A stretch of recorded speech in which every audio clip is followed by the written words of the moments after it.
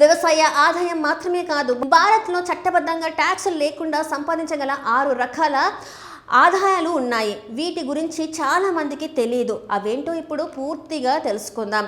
భారతదేశంలో ఆదాయం ఒక నిర్దిష్ట పరిమితిని దాటితే సాధారణంగా ఆదాయపు పన్ను చెల్లించాల్సి ఉంటుంది. అయితే ప్రస్తుతం పన్ను చట్టాల ప్రకారం కొన్ని రకాల ఆదాయాలకు ప్రత్యేక మినహాయింపులు ఉన్నాయి. అంటే కొన్ని షరతులకు లోబడి ఆ ఆదాయాలపై పన్ను చెల్లించాల్సిన అవసరం ఉండదు. అయితే ఒక విషయం గుర్తుంచుకోవాలి. ఈ మినహాయింపులు ప్రస్తుతం ఆదాయపు పన్ను చట్టాల మరియు వాటిలోని పేర్కొన్న నిబంధనలకు మాత్రమే వర్తిస్తాయి. ఇప్పుడు ఆ ఆదాయాలు ఏవో చూద్దాం. మొదటిది వ్యవసాయ ఆదాయం. ఆదాయపు పన్ను చట్టంలో సెక్షన్ 10(1) ప్రకారం భారతదేశంలో వ్యవసాయం ద్వారా వచ్చే ఆదాయానికి సాధారణంగా పన్ను మినహాయింపు ఉంటుంది. సొంతగా సాగు చేసిన అర్హత ఉన్న వ్యవసాయ భూమిని అద్దెకు ఇచ్చి వచ్చిన ఆదాయాన్ని మాత్రమే వర్తించే నిబంధనల ప్రకారం పన్ను మినహాయింపు లభిస్తుంది.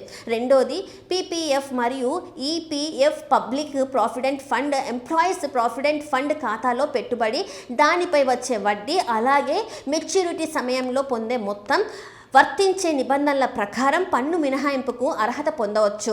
అయితే ఈపీఎఫ్ విషయంలో కొన్ని షరతులు ఉంటాయి. ఉదాహరణకు నిర్దిష్ట కాలం పూర్తి కాకముందే విత్డ్రా చేసే వారికి నిబంధనలు వర్తించవచ్చు. మూడవది గ్రాట్యుటీ మరియు లీవ్ ఎన్కాష్మెంట్. ఉద్యోగ విరమణ లేదా ఉద్యోగం నుంచి వైదొలిగే సమయంలో పొందే గ్రాట్యుటీ, లీవ్ ఎన్కాష్మెంట్ పై కూడా చట్టంలో పేర్కొన్న పరిమితుల వరకు పన్ను మినహాయింపు ఉంటుంది. ప్రభుత్వ ఉద్యోగులకు కొన్ని సందర్భాలలో పూర్తి మినహాయింపు కూడా లభిస్తుంది.